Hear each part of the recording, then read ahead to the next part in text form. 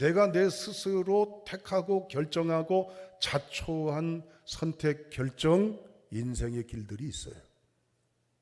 내가 최선일 줄 알고 선택했는데 최악일 줄이야. 내가 잘 될 줄 알고 했던 결단인데 불행일 줄이야. 내가 행복을 그리면서 했는데 결국 이게 내게 불행으로 다가올 줄이야. 이런 스스로 능동, 자초적인 불행도 있어요. 두 번째는 수동적인 불행도 있다고 그랬죠. 무거운 짐. 원하지 않는데 내게 왔어요. 있어서 안 되는 내게 떡 현실이에요. 아무리 고개를 가로지어도 이건 실제예요. 이건 맞닥뜨린 받아놓은 밥상이에요. 어떻게 할 거예요? 이건 그냥 지나가는 게 아니라 내가 극복해 나가야 되는데, 내가 이걸 짊어져야 되는데, 내가 근력이 없어요. 마음에 힘살이 없으니까 실망, 낙심, 절망, 눈물, 탄식, 비관 이렇게 살래요? 근력이 없으니까 약골입니다. 흔들흔들합니다. 그러나 하나님이 열어주신 이 세상의 어떤 순간, 자초했든 타이든 어떤 상황에 놓인다 할지라도 영적인 마음의 힘살을 가지고 살아가는, 그래서 주 은혜 안에 치유받는 성도가 다 되시기를 주님의 이름으로 축원합니다. 오늘 본문의 말씀은 우리에게 말하려고 합니다. 가룟 유다의 인생의 결정판 실수가 겹치고 겹치더니 결국 극단을 선택하고 말지 않습니까? 가룟 유다는 예수님을 배반해서 은 30에 팔게 되어 있는 파렴치범, 패류나 비양심, 비도덕적인 그러한 인물임에 분명합니다. 오늘 본문의 말씀에도 보면 그가 잘못됐다는 걸 뉘우쳤어요. 깊이 통회하고 반성했습니다. 뒤늦은 후회고 뒤늦은 깨달음이지만, 그러나 예수님을 이렇게 배반하게 되고 판 것에 대해서 아주 애절하게 뉘우쳤어요. 예수님이 재판받는 과정을 볼 때 재판 석상에서 이제 부정적인 증언이라든지 왜곡된 것을 가지고 예수님을 무죄자를 유죄로 만들어가는 기획 재판, 기획 수사를 보면서 가룟 유다는 마음에 고통스러웠던 거예요. 이럴 줄 몰랐던 거죠. 결국 그가 받았던 은 30을 되돌려 줍니다. 그리고 이렇게 기획 수사하고 기획 재판하는, 마치 짜고 치는 무엇 같은 이러한 현실에 대해서 얼마나 가룟 유다도 분을 토했는지 몰라요. 그리고 나서 몇 시간 뒤에 가룟 유다는 어떤 인생을 결정을 하죠? 본문의 말씀에 나옵니다. 극단적인 선택을 하게 됩니다. 에이, 목사님 무슨 좀 좋은 본문을 가지고 설교를 하시지, 왜 꼭 이런 껄쩍지근한 본문을 가지고 설교하십니까? 읽어보실 때 불편한 느낌은 없으셨습니까? 우리가 비록 이런 결정까지 나가지 않더라도 이 결정 과정 중에 이러한 행동 중에 고민하고 갈등하는 내부적인 여건이 우리의 삶의 한복판에 지금 품고 있고 이후에도 생길 수도 있습니다. 오늘 이 말씀을 통해서 하나님 앞에 나온 여러분들 치유받고 회복되어서 하나님이 역사하신 행복의 자리로 향해 나가시는 우리 모두의 결단이 될 수 있기를 주님의 이름으로 축원합니다. 그렇다면 첫째, 주목하셔야 됩니다. 좁은 생각과 마음에서 벗어나지 못하면 불행자가 되고 맙니다. 요한복음 13장 2절 성경 구절이 화면에 비춰질 텐데요, 마귀가 유다의 마음속에 예수를 팔려는 생각을 넣었다 그랬어요. 넣었다는 말은요, 원문에 보면 씨를 뿌리다, 두다, 던지다로 나와 있습니다. 이건 그때 넣었다는 게 아니라 이전부터 뿌리고 있는데 이걸 밀어내고 이걸 솎아내지 않고 고스란히 받아들이더니 이게 뿌리를 내려서 뽑을 수 없는 여건으로 자라가더라, 그 말이. 본문 보십시오. 주어가 뭐예요? 유다예요, 마귀예요. 마귀가 그랬잖아요, 유다의 마음에. 그런데 원문을 보면 주어가 아니고 소유격으로 나옵니다. 이 말이 무슨 말이에요? 마귀의 소유, 마귀의 손아귀에 유다가 딱 붙잡힌 거예요. 마귀의 의도대로 부정적이고, 마귀의 의도대로 이제는 공격적이고, 마귀의 의도대로 이제는 파괴적인 의식이 처음에는 아무것도 아니었는데 이게 점점 커지더니 나중에는 이것을 억제할 수 없는 여건에 그만 가룟 유다가 불행해졌다는 얘기인 것입니다. 이제 화면 넘기세요. 여러분, 가룟 유다의 이 당시의 이 표정이나 모습을 보세요. 가룟 유다가 혼자 하늘을 쳐다보면 먼저 중얼중얼 혼자 뭐라고 누구 보고 손가락질하고 누구 보고 말할 정도의 그런 상태입니까? 가룟 유다 눈동자가 멍하니 초점을 잃어버리고 마치 사팔뜨기 마냥 이제는 초점이 묘한 눈빛을 가지고 있었습니까? 가룟 유다가 침을 질질 흘리면서 한눈에 보더라도 이 상타 뭔가 달라졌다고 느끼는 몸짓이나 옷매무새나 이런 모양이었습니까? 아니요. 언제 그랬듯이 예수님 곁에 늘 그 모습 그대로 그 위치 그 역할을 하고 있는 사람인데, 겉보기에는 그런데 내면에 어떤 마음의 현상이 나타나요? 뭐가 점점 자라가고 뭐가 점점 커져가지요? 마귀가 생각을 넣어줬으니 밝음이겠어요? 긍정이겠어요? 생명이겠어요? 축복이겠어요? 환함이겠어요? 감사함이겠어요? 아니죠? 여러분, 우리도 그래요. 우리도 멀쩡해. 오늘 나와 예배 드려요. 또 직분도 감당하고 있어요. 일상 살아가요. 그런데 우리 마음속에 놀라운 변화가 지금 움터오고 있고 언제 터지기 직전인 상태로 가득해 있을 수 있다는 얘기입니다. 누가? 내가. 목사인 제 마음에도 여러분의 마음에도 있을 수 있다는 얘기입니다. 사람이요, 어느 상황이 전개가 되면요, 생각하는 범위가 넓어지고 깊어지고 높아지고 길어지지 않고 좁아져 갑니다. 얕아져 갑니다. 짧아져 갑니다. 그러면 범위가 좁아지니까 뭔만 보여요? 좁은 것만 보이지요. 얕아져 가니까 얕은 그 범위 내에서 것만 보고 느끼고 생각하고 판단하고 감정하지요.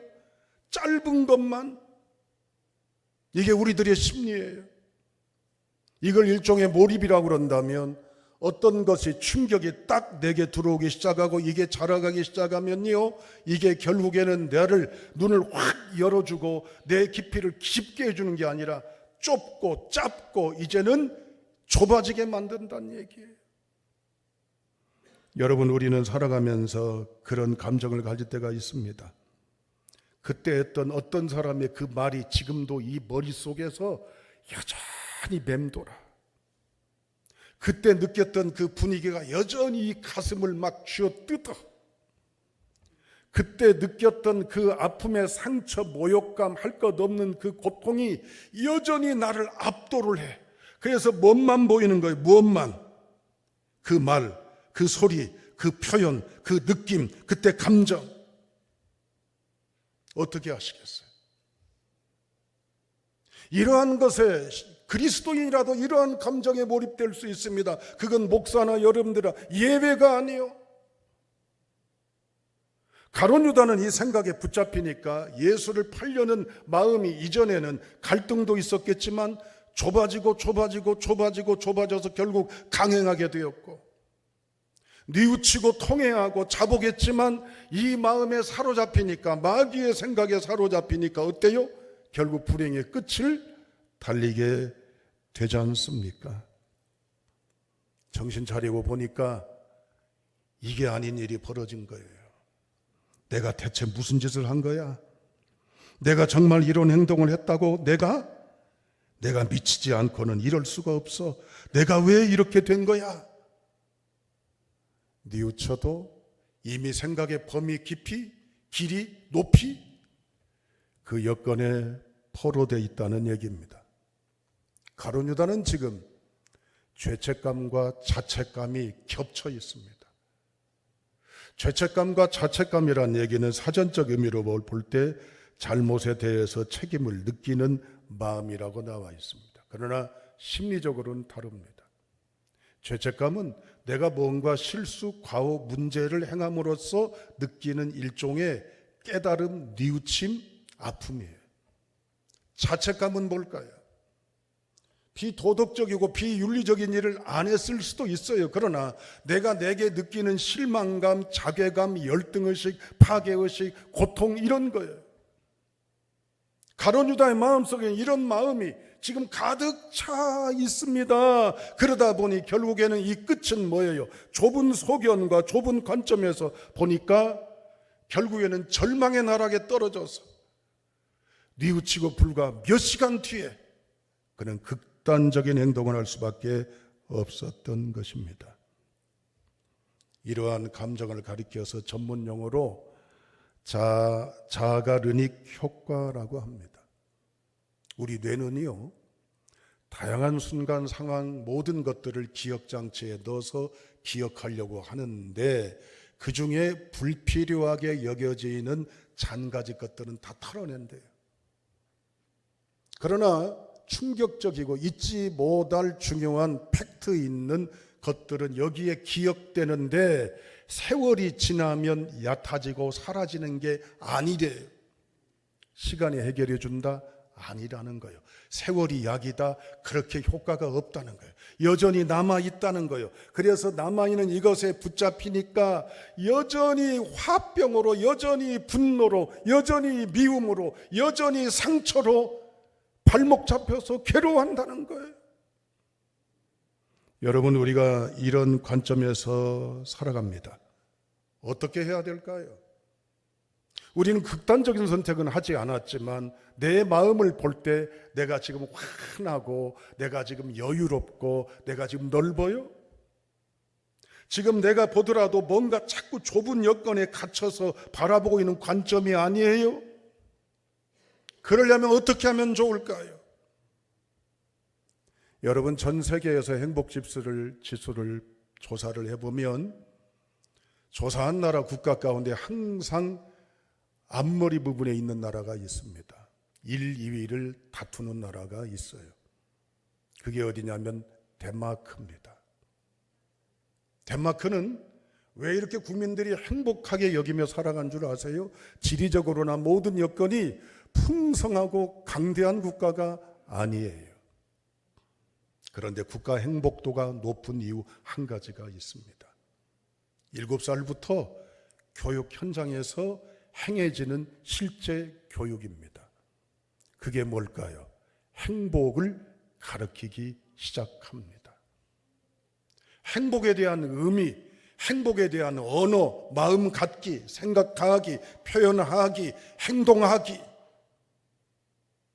그래서 행복이라고 하는 것이 선천적인 특질, 기질도 있지만 습성과 학습을 통해서 선천적인 한계 여건을 뛰어넘어 이게 장착, 토착, 체질화되니까 어때요? 밝아요, 만족해요, 기뻐요, 행복해요. 우리 마음이 어둡습니다.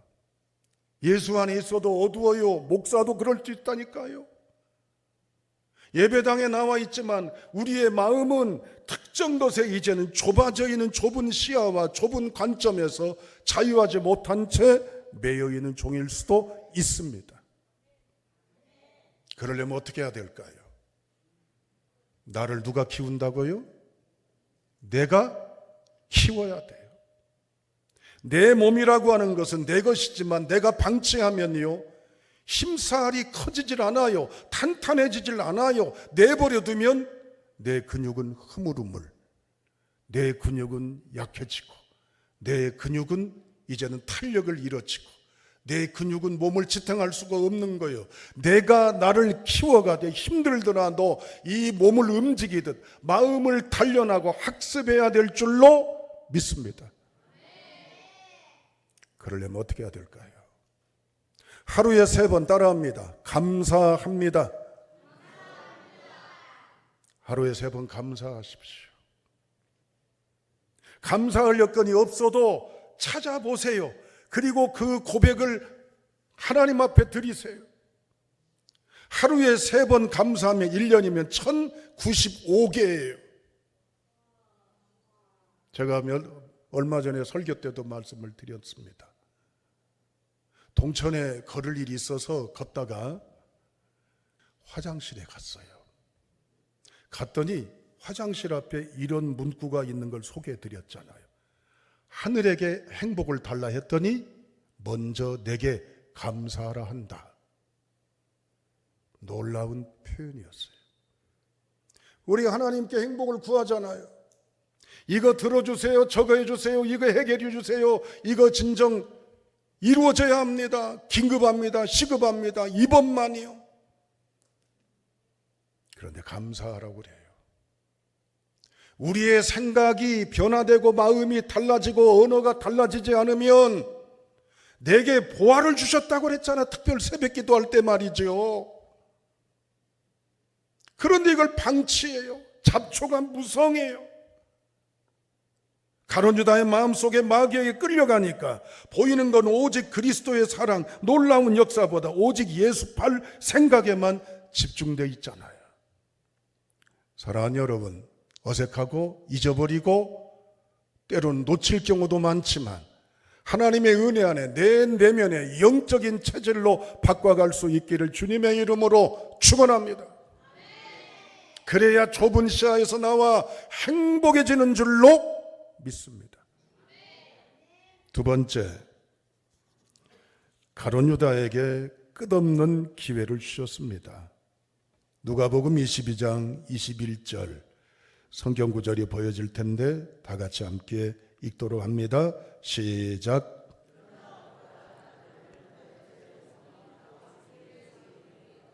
마가복음 14장 20절 시작.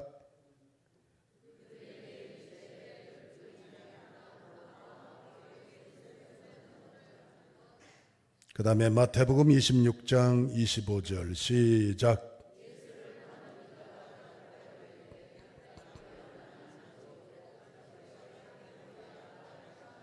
마지막으로 요한복음 13장 26절입니다. 시작.